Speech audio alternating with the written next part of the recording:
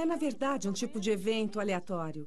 Qual corpo acaba colidindo com outro corpo para criar os planetas finais? Uma dessas colisões aleatórias veio a acontecer no ângulo exato, com a velocidade certa, para formar nossa Lua. E, quando você vê por este ângulo, o fato da Terra estar localizada a uma distância habitável do nosso Sol, com nossa grande Lua, parece que foi um acidente de muita sorte. Marte não teve tanta sorte. 2 pequenos satélites, um deles destinado a atingir o planeta. Um impacto destrói uma lua interna de Urano. Isso deixa o planeta com um grupo de anéis e um satélite reconstituído, a lua que conhecemos hoje como Miranda. Saturno e seus anéis. Bilhões de partículas tão pequenas quanto grãos de areia e tão grandes quanto caminhões. Os anéis são provavelmente os resíduos de uma lua que se desviou para muito perto de Saturno e foi destruída por sua gravidade. Ou talvez a lua tenha sido pulverizada por um impacto. De qualquer forma, os anéis estão próximos demais do planeta para a formação de uma nova lua. Eles estão dentro do que os astrônomos chamam de raio Roche. Fora desse limite, as luas podem se formar. Dentro, os materiais giram na direção do planeta, o provável destino dos anéis de Saturno. O tipo específico de impacto necessário para formar uma lua tão grande quanto a nossa, na verdade, é completamente único. Se Orfeu tivesse atingido diretamente, a Terra não teria uma lua. O ângulo do impacto teria espalhado um anel de destroços, e se estivessem dentro do raio Roche, os destroços teriam voltado ao planeta como uma chuva de meteoros. Mas em outros casos, nós descobrimos que depois de um impacto, talvez se formem 2 luas que ficam estáveis por dezenas de milhares de anos. Canop tenta todos os ângulos em suas simulações do impacto com Orfeu. 1/3 de suas simulações criaram 2 pequenas luas, mas eles formam parcerias insustentáveis. Além disso, 2 luas não durariam até hoje. Que visão seria se tivéssemos 2 luas no céu, bem próximas da Terra?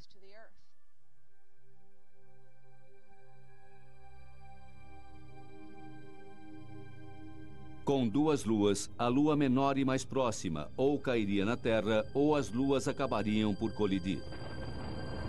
Mas para produzir nossa lua, Canop escolhe uma abordagem mais indireta.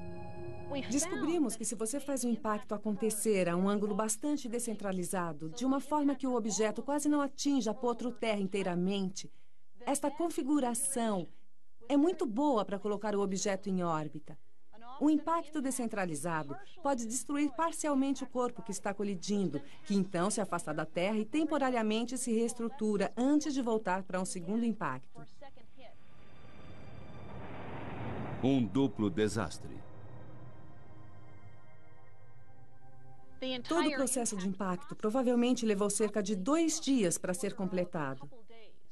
Teria sido um terrível final de semana para se estar na Terra. No entanto, nosso prêmio é a Lua. Ela se formou fora do raio Roche, 22.500 quilômetros da superfície da Terra Marco II. Acumulando matéria ejetada de um disco quente de fragmentos, nossa Lua rapidamente se juntou num período de 1 a 100 anos. Se estivéssemos na Terra quando a Lua se formou, digamos 100 anos depois do impacto, a Lua seria uma enorme visão no céu noturno. Se pudéssemos ver a Lua logo após sua formação, ela iria parecer 15 vezes maior no céu escuro que sua aparência atual. Teria sido uma visão e tanto. Em nosso planeta devastado, há o inferno na Terra.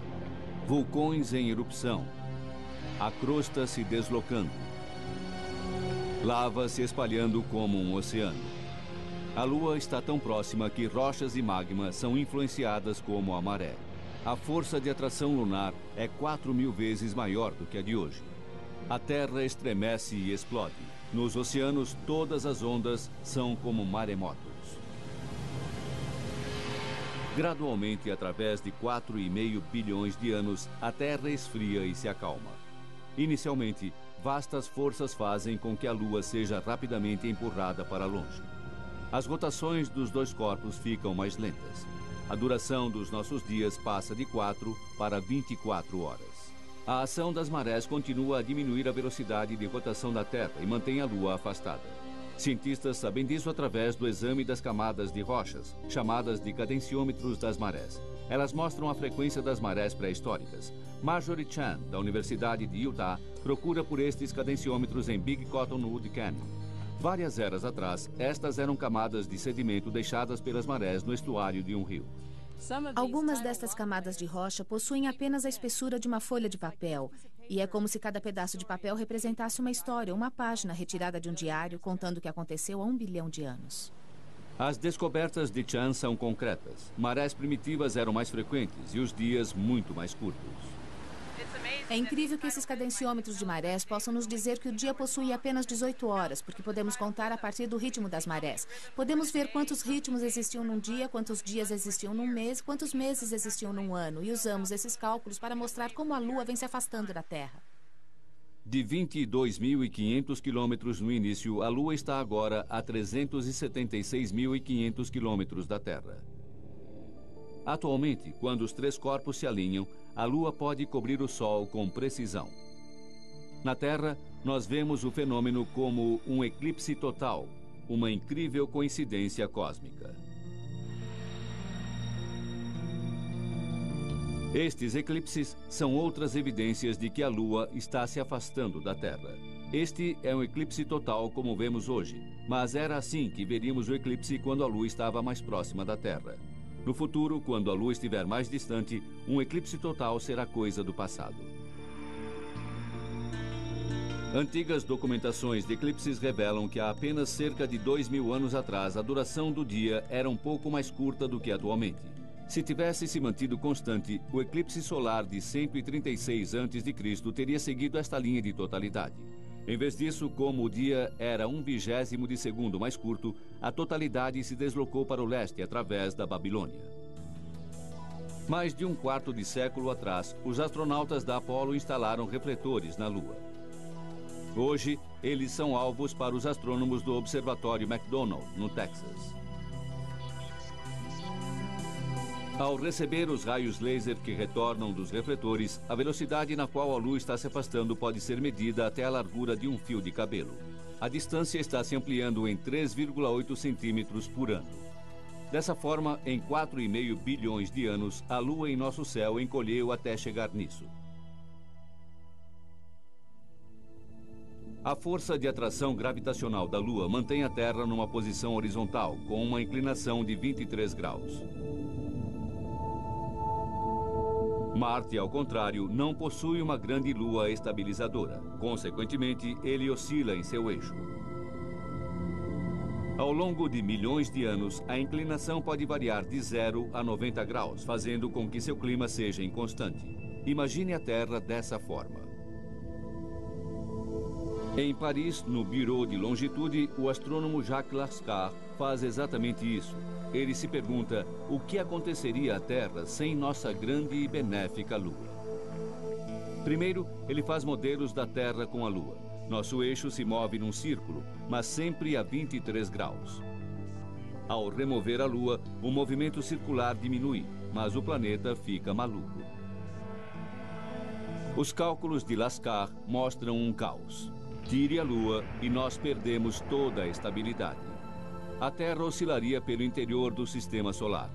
Lascar não tem dúvida de que dependemos completamente de nosso parceiro no espaço. Se não existisse a Lua, o eixo da Terra ficaria sempre oscilando entre 0 e 90 graus. E o clima no nosso planeta mudaria radicalmente.